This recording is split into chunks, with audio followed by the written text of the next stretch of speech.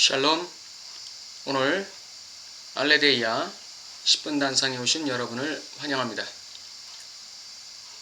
오늘은 진정한 회개 그리고 하나님의 회복이라는 제목으로 말씀을 나누겠는데, 오늘은 이사야서 1장 18절에서 20절 말씀을 봉독하겠습니다. 여호와께서 말씀하시되, 오라 우리가 서로 변론하자. 너희 죄가 주홍 같을지라도 눈과 같이 희어질 것이요 진홍같이 붉을지라도 양털같이 되리라.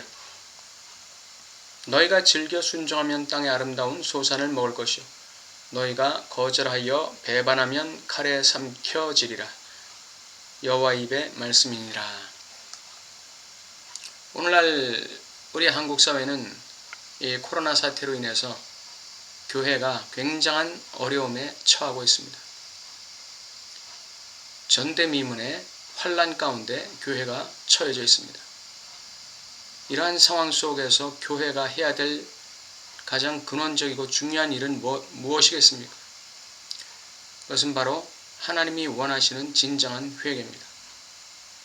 그러므로 우리는 교회적으로, 교단적으로, 주의 종 개인적으로, 성도 개인적으로 모두 다 지금까지 우리의 삶 속에서, 지금까지 우리의 목회 속에서, 지금까지 우리의 교회 공동체 속에서 무엇이 하나님의 진리에서 어긋났는지, 그것에 대해서 각자 개인적으로 하나님 앞에 나가서 변론하고 물어보고 그에 합당한 회개를 하는 것, 이것이 하나님 앞에서 한국 교회가 회복되고 한국 사회가 회복되는 근원적인 열쇠가 된다는 사실을 오늘 알아야 되겠습니다.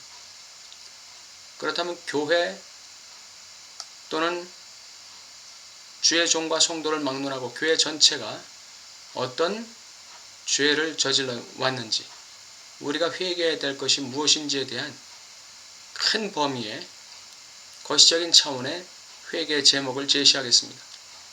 이것이 여러분들과 저의, 또 주의 종들과 성도들의 삶 속에 어떻게 적용되는지는 각자가 고민하고 기도해 봐야 될 문제라고 생각합니다. 첫째는 만모니즘입니다. 돈 숭배 사상이죠. 교회에 물질 만능주의가 들어와서 하나님을 잘 믿는 신앙이라는 것은 결국 이 세상에서 돈 잘 벌고 성공하고 이 세상에서 형통하는 것이 신앙의 척도인 줄로 착각하는 이 만모니즘, 이 돈 숭배 사상입니다. 목사들도 교회가 커야지 대우받는 시대가 되었었죠. 성도들로 예수 믿고 뭔가 물질적인 복을 받지 않으면 그 사람의 신앙에는 뭔가 문제가 있는 것으로 낙인 찍히는 그러한 풍조가 교회에 만연해 왔습니다. 이러한 것들이 만모니즘입니다. 돈 숭배 사상입니다. 돈을 숭배하는 것이 아니라 하나님을 숭배해야죠.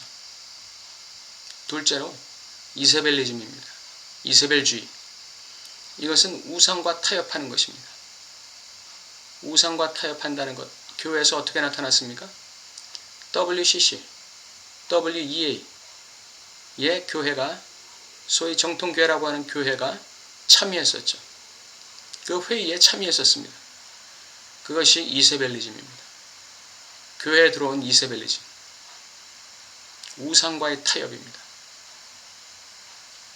하나님은 이 세상의 그 어떠한 다른 신들과도 타협할 수 없는 존재입니다. 유아 독전 절대 주권자입니다. 온 우주의 독재자입니다.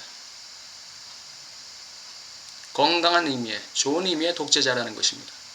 나쁜 짓 하는 독재자가 아닙니다. 절대 주권자로서 온 우주를 다스리고 주관하시는 분입니다. 그 어떤 신과 비교하겠습니까? 너희가 나를 누구와 비교하겠느냐고 성경이 말씀하고 있어요. 다른 신들이나 다른 종교와 대화한다.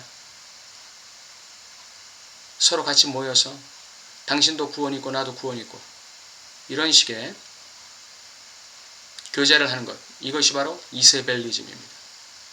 우상과의 타협입니다. 교회 전체적으로 회개해야 될 매우 중대한 문제입니다. 세 번째로 발라미즘입니다. 발람이 발락을 가르쳐서 행음하게 하고 우상의 제물을 먹게 했지 않습니까? 이스라엘 백성으로 하여금. 발라미즘이라는 것은 두 가지 의미가 있는데, 하나는 하나님을 이용해서 세상에서 권력을 얻고 출세하고 성공하고자 하는 인간의 탐욕입니다. 성도들의 탐욕이에요. 여기서 하나님의 위상은 단지 성도들의 삶의 액세서리에 불과한 것입니다. 하나님은 도깨비 방망이에 불과해요.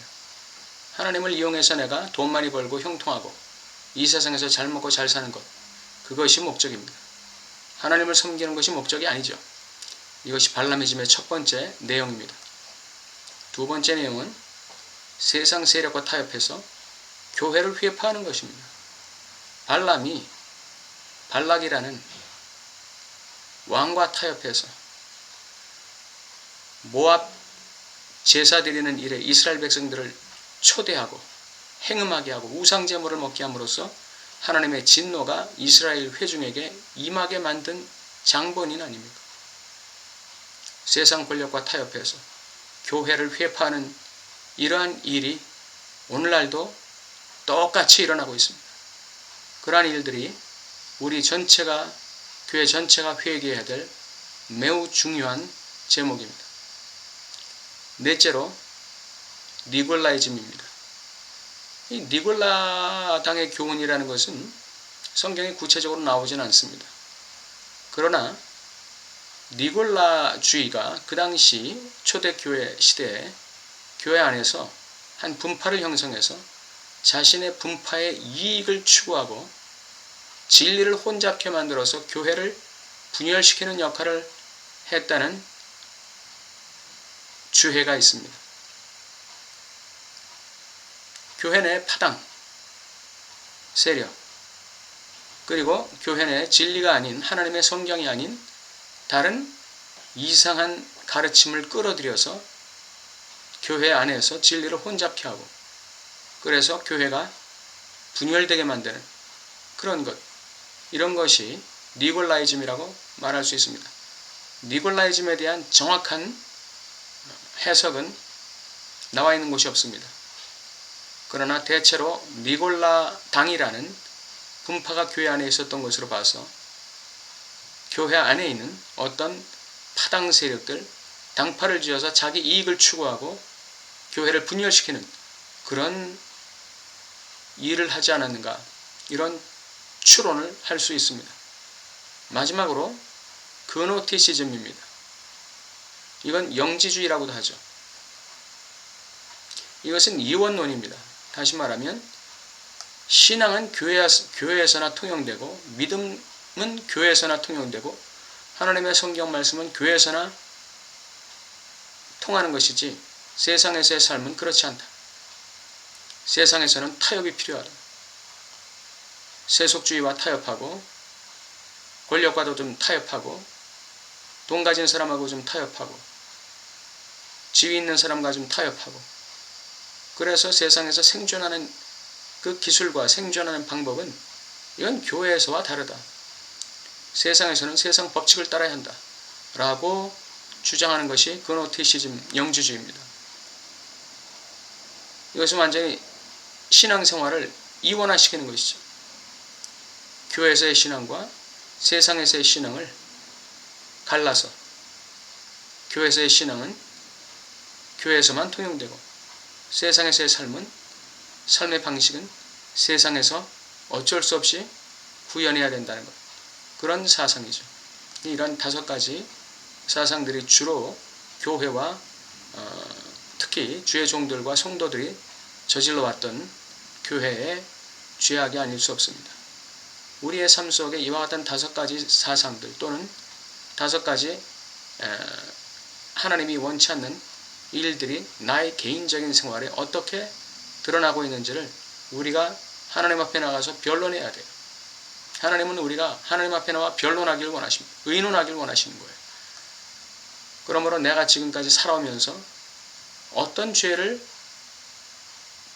어떤 주된 죄를 저질러 왔는지, 그러한 것들을 우리가 하나님 앞에서 진리의 바탕에서 조명해보고 기도를 통해서 하나님의 은혜를 얻어서 우리가 회개해야 될 것을 바로 회개할 때 우리는 땅의 아름다운 소산을 먹게 됩니다. 그러나 이러한 회개를 하지 않으려고 한다거나 남만 비판하려고 한다거나 남에게 손가락질만 한다거나 이러한 것은 하나님께서 원하시는 것이 아닙니다. 철저하게 내가 삶 속에서 저질러왔던 그러한 죄들, 교회가 저질러왔던 죄들, 교단이 저질러왔던 죄들, 이러한 것들을 개인적으로 철저하게 고민하고 기도해서 회개하기를 하나님은 지금 우리에게 요구하시는 것입니다. 그것이 바로 하나님이냐 세속이냐, 하나님이냐 세상이냐를 판가름하는 기준이 될 것입니다. 우리가 여기서 미끄러지면 하나님의 칼을 받게 될 것입니다. 무서운 일입니다. 오늘 우리는